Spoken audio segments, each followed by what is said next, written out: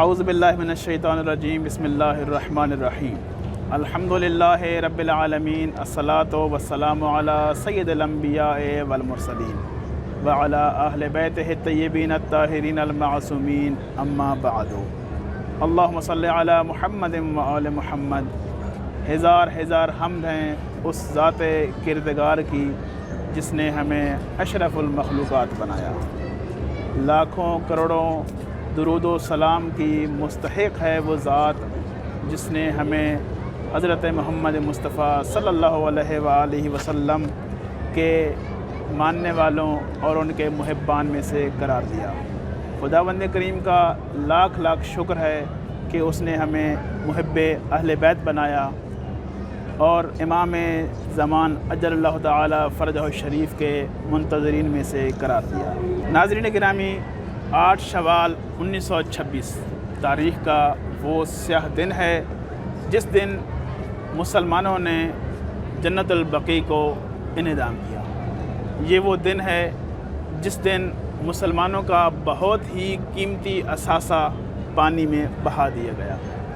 میں اکثر کہتا رہتا ہوں کہ نبی کے زمانے میں نبی کی اہل بیت کو اذیت دے کر قدیم دور کے مسلمانوں نے اپنی دشمنی نبھائی، اور جدید دور میں مسلمانوں نے نبی اور اس کے اہل بیت کے آثار کو مٹا کر اپنی دشمنی نبھائی۔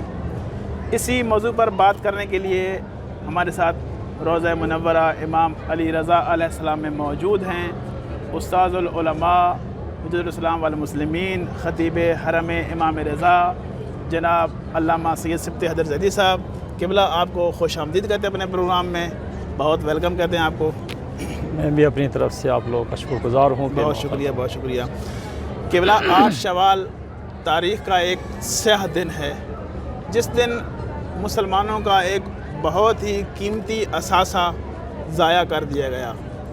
یہ وہ اثاثہ ہے جس سے مسلمانوں کی ایک تاریخ جڑی ہوئی ہے۔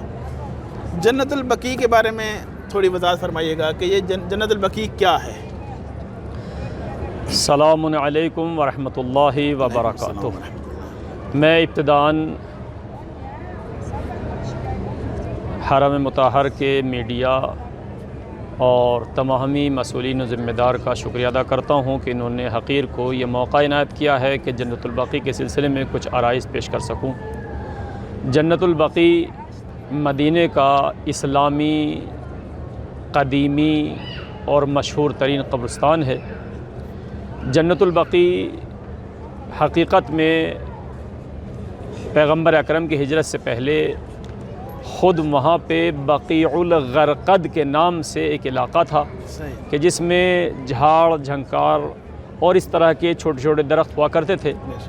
پیغمبر اکرم صلی اللہ علیہ وآلہ وسلم نے ہجرت فرمائی، اور ہجرت فرمانے کے بعد جب آپ کے مسلمان اور آپ کے اہل خانہ لوگ وفات پانے لگے تو آپ نے اس سرزمین میں ان مسلمانوں کو دفن ہونے کا حکم دیا، اور خصوصاً جب پیغمبر کے اپنے بیٹے یعنی ابراہیم مدینے میں فوت ہوئے ہیں تو آپ نے پھر اس قبرستان کو، اس بقیع کو باقاعدہ تقسیم کر لیا اور اپنا علاقہ یعنی اہل بیت علیہ السلام کے لیے مخصوص کر دیا۔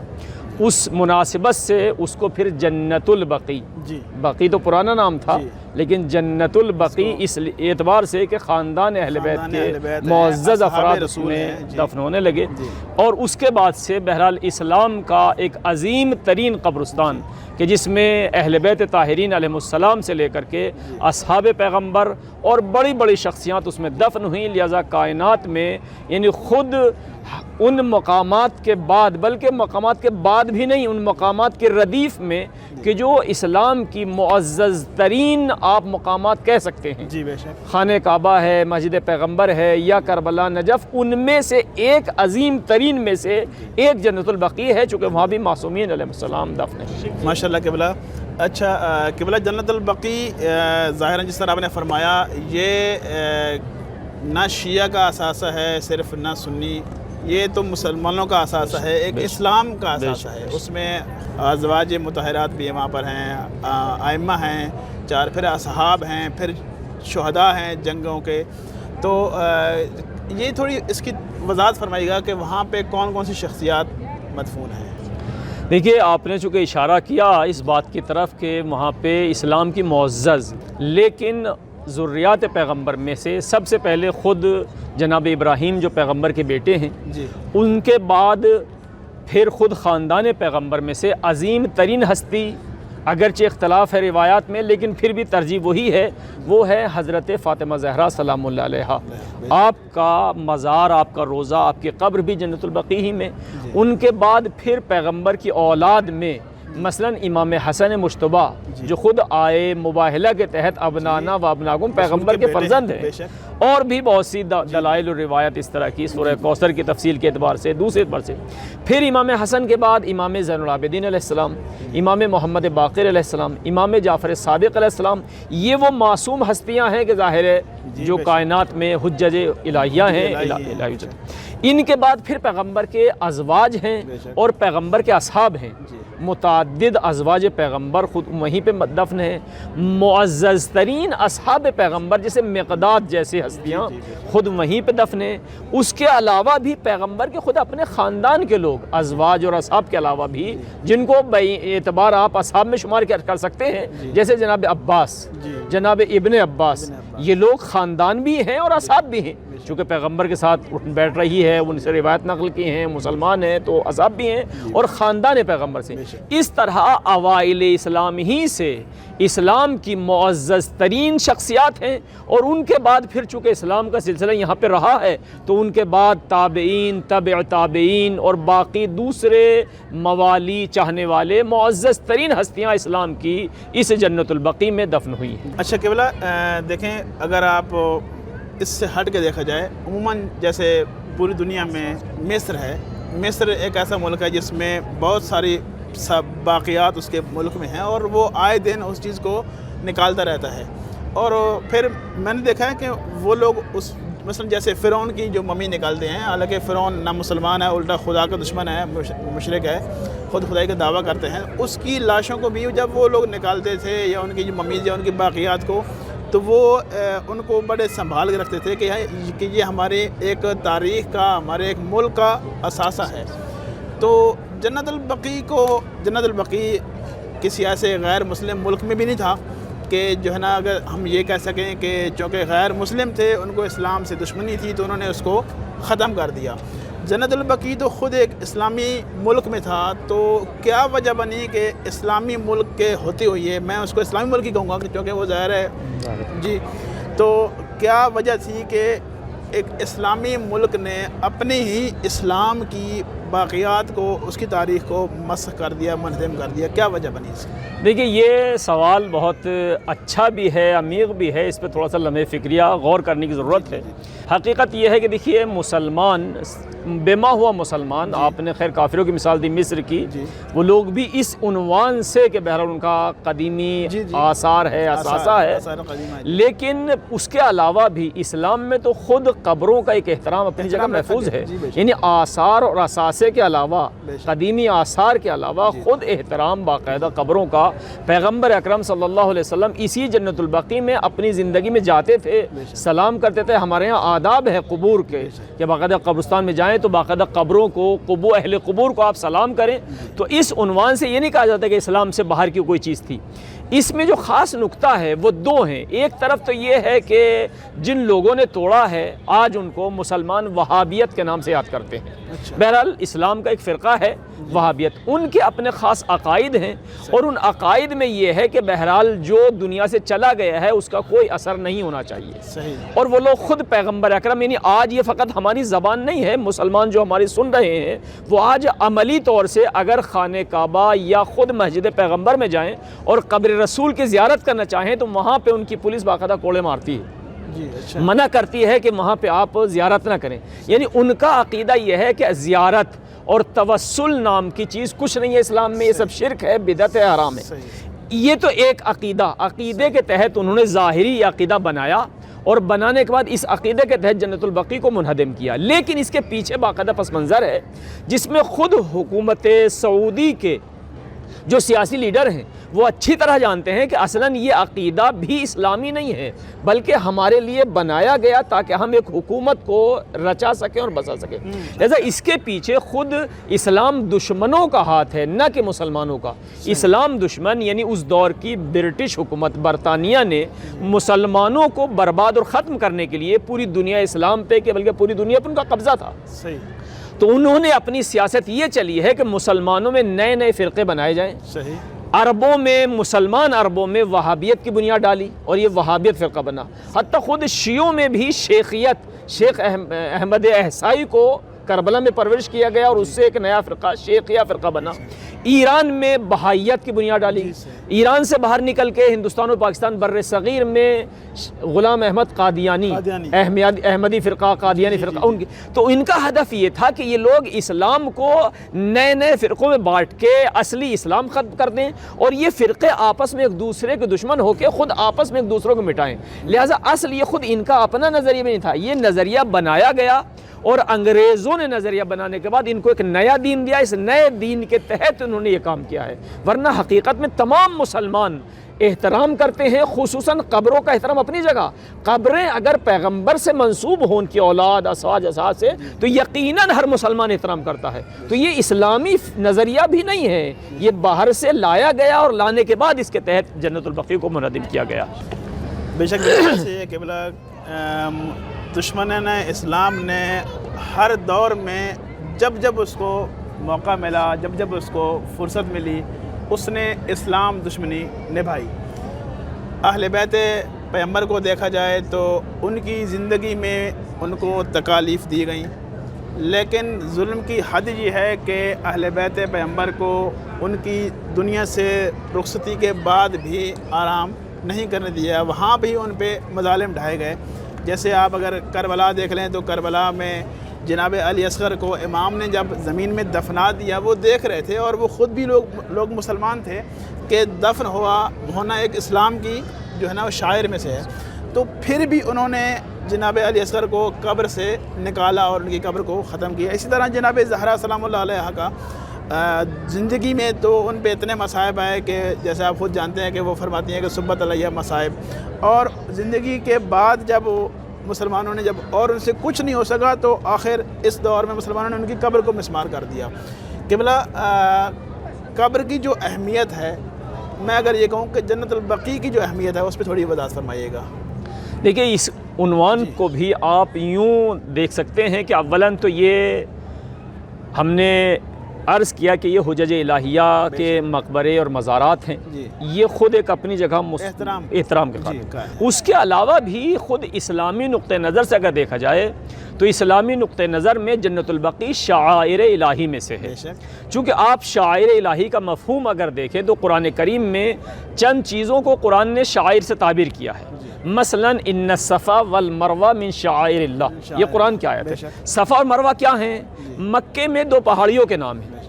پہاڑی ہے، پہاڑ میں کیا چیز ہے؟ کچھ نہیں، پہاڑ ہے، دنیا میں بڑے بڑے پہاڑ موجود ہیں، لیکن مکے میں ان دو پہاڑوں کو صفا اور مروہ کو کہا گیا من شعائر اللہ۔ اس کے علاوہ وہ گوسفند، وہ بھیڑ، وہ بکری، وہ اونٹ جو حج پر قربان کرنے کے لیے، قربانی دینے کے لیے مسلمان لے جاتا ہے، اس کو اصطلاحاً کہا جاتا ہے بدنا، والبدنا من شعائر اللہ۔ قرآن کریم کی آیت ہے، وہ جانور شاعر الہی میں سے، یہ پہاڑ شاعر، کیوں شاعر الہی اتنی مقدس چیز ہے، یہ کیوں؟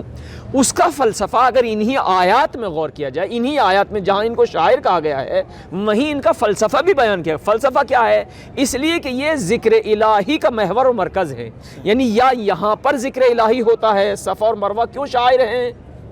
اس لیے کہ یہ صفا اور مروہ وہ پہاڑیاں ہیں جو شبانہ روز مسلمان بیٹھ کے وہاں پہ ذکر الہی کرتا ہے، حج کے موقع پہ، عمرے کے موقع پہ، یوں ہی گھومنے پھرنے بھی گیا تو وہ ذکر الہی، چونکہ ذکر الہی کا مرکز ہے لہذا شاعر ہیں۔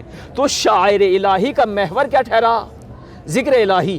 لہذا آپ دیکھیں اپنے وطن میں بھی، دنیا کے کسی بھی ملک میں جو مساجد ہیں ان کو شاعر الہی میں تعبیر کیا جاتا ہے۔ کیوں شاعر الہی ہیں؟ اس لیے کہ ذکر الہی کا مرکز ہیں، لہذا یہاں پہ شاعر الہی کا صورتحال یہ ہوتی ہے کہ شاعر الہی آپ نئی مسجد بنائیں واجب نہیں ہے، کہیں بھی آپ نئی مسجد بنائیں واجب نہیں ہے، لیکن اگر مسجد بن گئی ہے تو اس کو توڑنا حرام ہے۔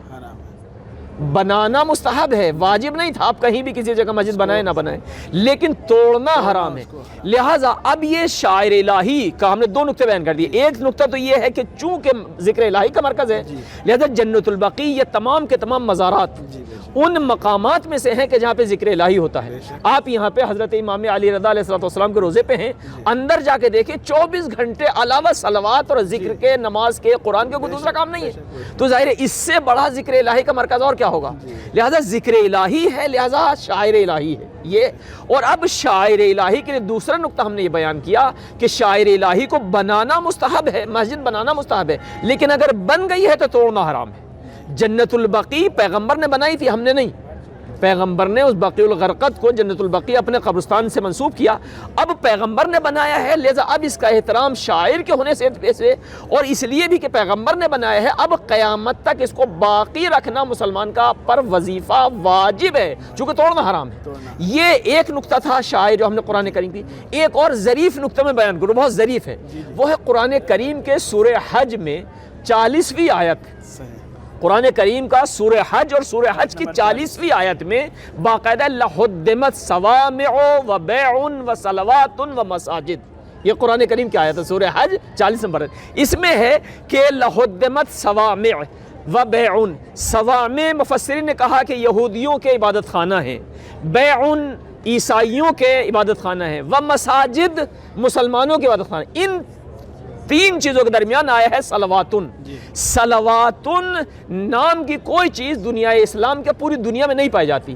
آیت ہے لَحُدِّمَتْ صَوَامِعُ وَبَيْعٌ وَصَلَوَاتٌ وَمَسَاجِد، صلواتن مساجد اور بے کے درمیان، بے بھی عمارت ہے، مسجد بھی عمارت ہے، لَحُدِّمَتْ آئی ہے، حُدِّمَتْ بھی عمارت سے مربوط ہے، منہدم کر دیا گیا، منہدم کر دیے گئے۔ تو یہ یہاں پہ صلواتن کی آپ کو مصداق کہیں نہیں ملے گا سوائے دو چیزوں کے، چونکہ صلواتن کا مقصد یہ ہے کہ صلواتن نام کا کوئی عمارت نہیں ہے، یعنی مفسرین نے پھر لکھا کہ صلواتن یعنی محل صلوات، صلواتن یعنی محل صلوات، اور پھر اس کا آخری آیت کا حصہ بھی کہ جس میں ذکر الہی۔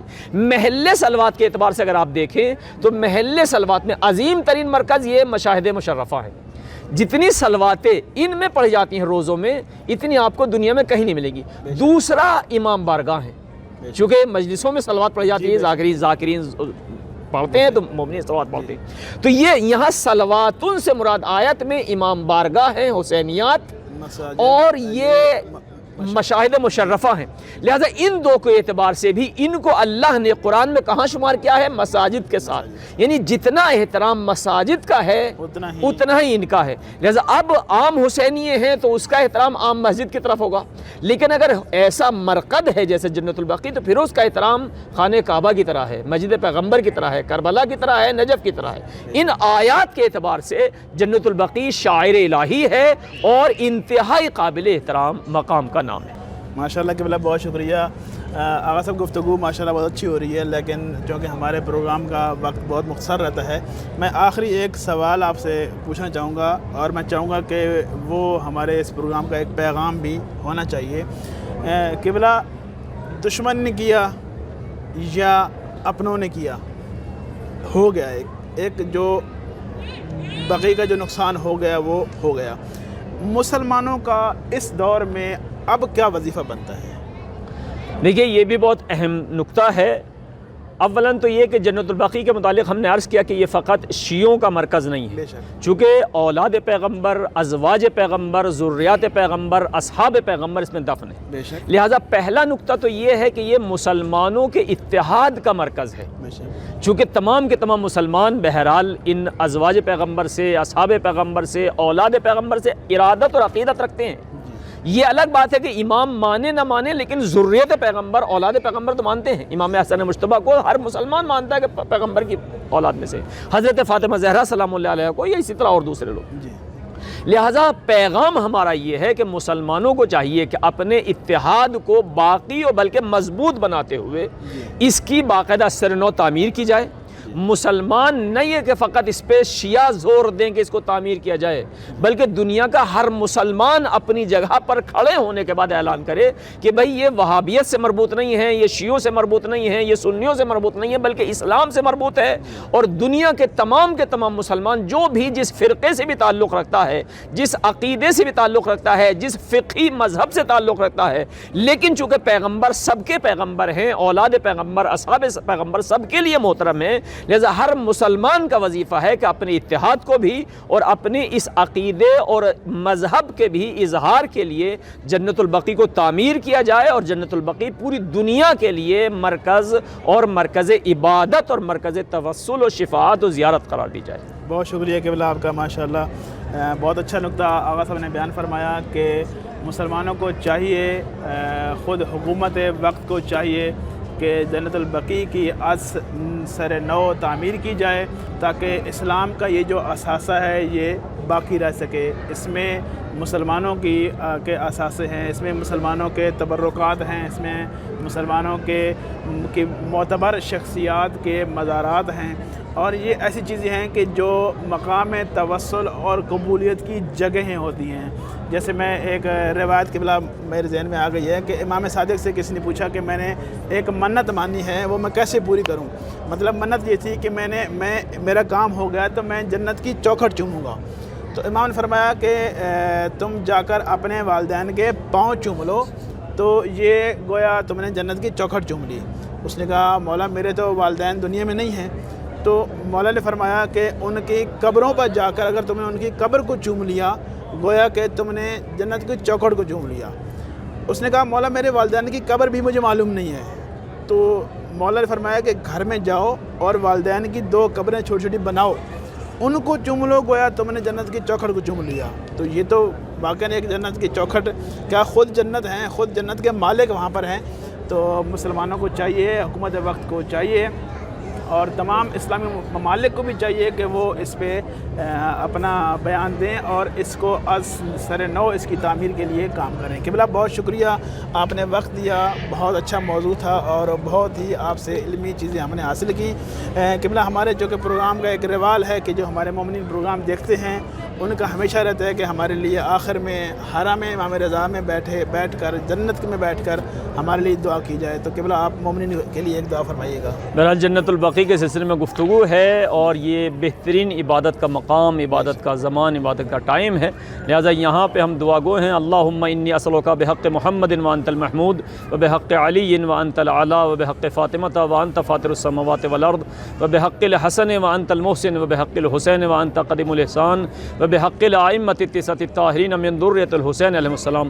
پروردگار ہماری اس مختصر سی عبادت کو قبول فرما، پالنے والے جو مومنین و مومنات جہاں کہیں بھی ہیں، جو پریشان ہیں ان کی پریشانیوں کو دور فرما، جو مریض ہیں ان کو شفا عاجل و صحت کامل عطا فرما، جو مومنین بے اولاد ہیں ان کو اولاد نرینہ عطا فرما، جن کو اولاد عطا فرمائی ہے ان کے اولاد کو نیک اور صالح بننے کی توفیق عطا فرما۔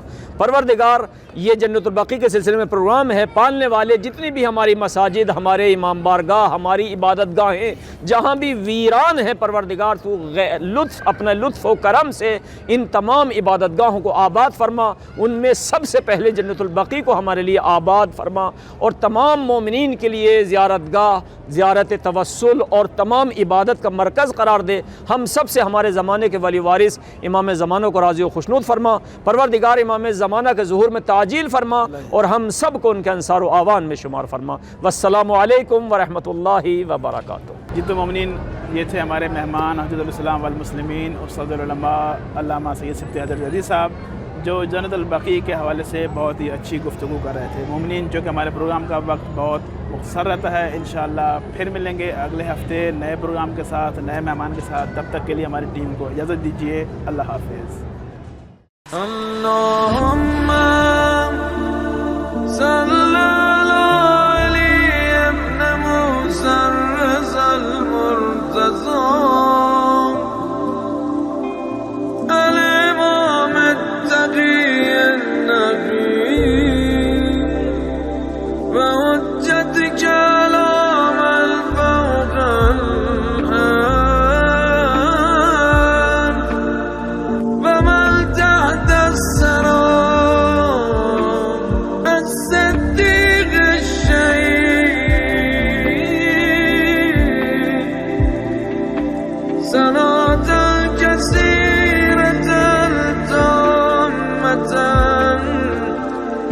زاكية